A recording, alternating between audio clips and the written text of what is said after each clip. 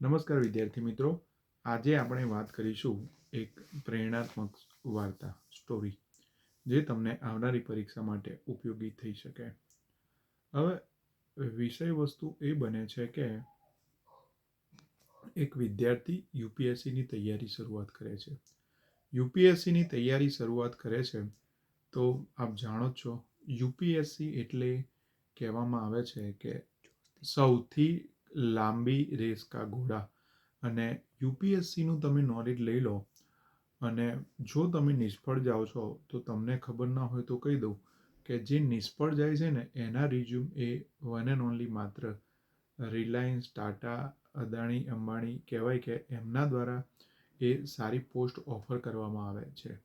તો દોસ્તો કહેવાય કે એક મિત્ર ગાંધીનગરમાં રહીને યુપીએસસીની તૈયારી શરૂઆત કરે છે. હવે યુપીએસસીની શરૂઆત કરે છે, વાંચતો હોય છે તો જીપીએસસી તો વાંચતો હોય છે, પણ પેલું કહેવાય કે રૂમ પાર્ટનર બધા જેવા મળ્યા હોય, જેવો સંગ એવો રંગ. તો એક દોસ્ત યુપીએસસીની તૈયારી કરતો હોય છે. એ કહે છે લાઈને રમેશ તારું ફોર્મ ભરીએ. રમેશ તૈયારી કરતો હોય છે જીપીએસસીની. રમેશ કે આપણે એક તો જીપીએસસી થતી નથી અને તું યુપીએસસીનું ક્યાંથી ભાઈબંધ લઈને આવ્યો? યુપીએસસીનું પૂરું નામે શું થાય ખબર નથી. ઓકે, તો વિષય વસ્તુ એ જ બને છે કે એનો મિત્ર કહેવાય કે જે યુપીએસસીની તૈયારી કરતો હોય છે, મહેશ, એ રમેશને ફોર્મ ભરી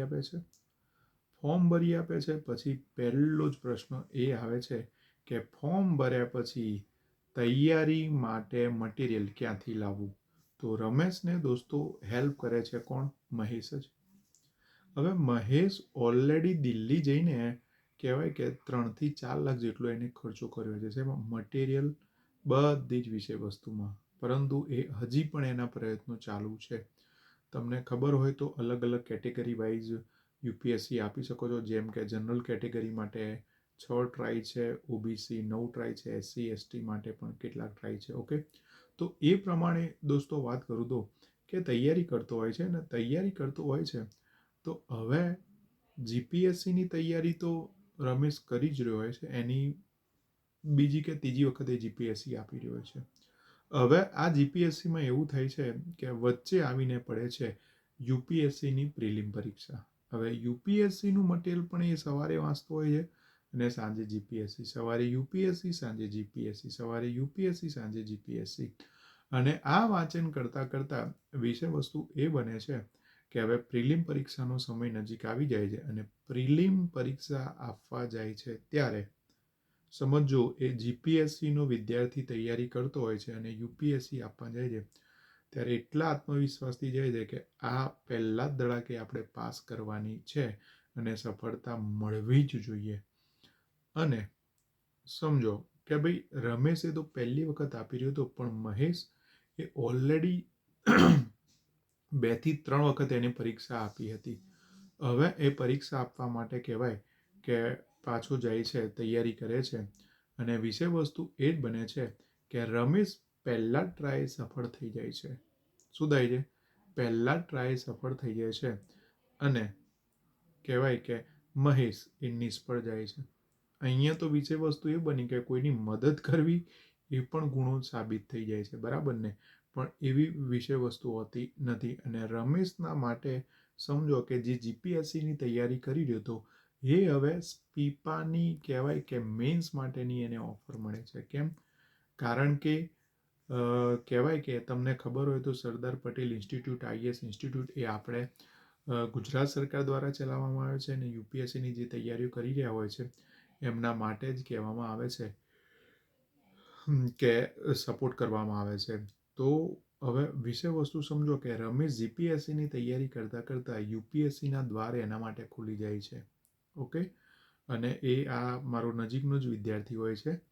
એટલે આ સત્ય ઘટના છે. એટલે જ હું તમને કહું છું કે અત્યારે જે મને સમાચાર મળ્યા કે ભાઈ એક વિદ્યાર્થી અત્યારે જે પોલીસ ભરતી બોર્ડમાં નિષ્ફળ જાય છે દોડમાં.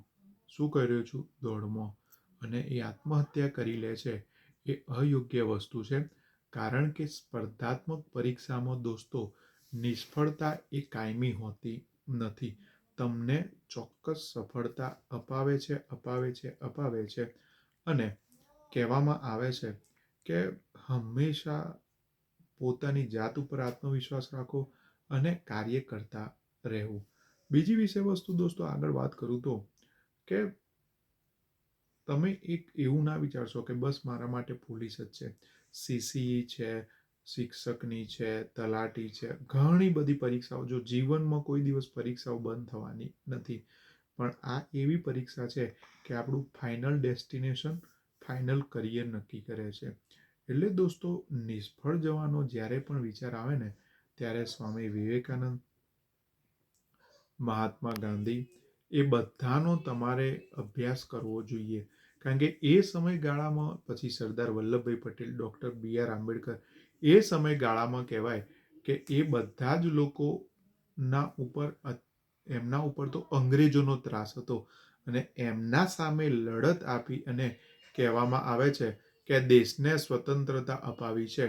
એટલા જ માટે અહીંયા વિષય વસ્તુ સમજો કે સ્પર્ધાત્મક પરીક્ષાની તૈયારી કરી રહ્યા છો તો તમારે સમય લઈને બેસવું પડશે સફળ થવા માટે, પણ સફળ ચોક્કસ થશો. કારણ કે દોસ્તો, તમે જાણો જ છો કે અત્યારે જે પણ સરકારી નોકરી કરી રહ્યા છે એ બધા જ વિદ્યાર્થી મિત્રોએ ક્યાંક ને ક્યાંક 3 ટ્રાય, 4 ટ્રાય, 5 ટ્રાય, કોઈક પહેલા ટ્રાય સફળ તો થયું છે, પણ સમય લાગ્યો છે. શું કહી રહ્યો છું? સફળતા તો મળે છે, પણ એના માટે શું રાખવું પડશે? ધીરજ. કારણ કે આ સરકારી નોકરી છે. ઓકે, એટલે દોસ્તો, જે પણ તૈયારી કરી રહ્યા છો તો તમે ગોલ નક્કી કરો, પણ બીજા પણ તમારા માટે ઓપ્શન વધુ ને વધુ ખુલ્લા છે. એટલે એક ઉપર પકડીને બેસી ના રહેશો. કારણ કોઈ પણ પરીક્ષામાં સમજો કે તમે તૈયારી કરી રહ્યા છો તો ગુજરાતની ભૂગોળ, ગુજરાતનો ઇતિહાસ, બંધારણ, એ બધું જ કોમન રહેવાનું છે. ખાલી બદલાશે તો કયું? Current affair. અને કરંટ અફેર માટે તો તમારા માટે ઢગલો મટીરિયલ માર્કેટમાં અવેલેબલ છે. બરાબર ને?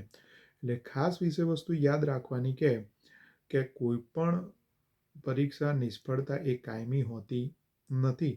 અને એના માટે ચોક્કસ પ્રયત્ન કરશો, સમય આપશો તો તમને સક્સેસ મળશે અને મળશે. એના વગર જરૂરી નથી. એટલે ખાસ દોસ્તો, અહીંથી તમને એ જ કહેવા માગું છું, ભલે તમે 5 સેકન્ડ કે 25 સેકન્ડ માટે રહી ગયા હોય તો તમારા માટે બીજી નોકરી ઊભી જ છે. એના માટે પ્રયત્ન કરતા રહો. અને જ્યારે પણ કહેવાય છે કે એવો વિચાર આવે કે હું શું કરીશ, તો એક જ વ્યક્તિ, પેરેન્ટ જોડે તમે વાત કરશો તો કોઈ પણ વાતનું સોલ્યુશન આવી શકે છે. એટલે ખાસ દોસ્તો, આ વિષય વસ્તુને ધ્યાનમાં રાખો. માતા પિતા સાથે વાત કરવી અને કહેવાય કે હસતા મોઢે તમારે જે પણ પ્રશ્નો હોય તો એનું સોલ્યુશન લાવશો તો તમને મળી જશે. અને આવી જ કરંટ અફેર, ક્યાંક ના ક્યાંક મોટિવેશન વાર્તાઓ માટે જોતા રહો કરંટ અફેર બાય ઉરુષ પટેલની ચેનલ. જય હિન્દ, જય ભારત, જય જય ગરવી ગુજરાત.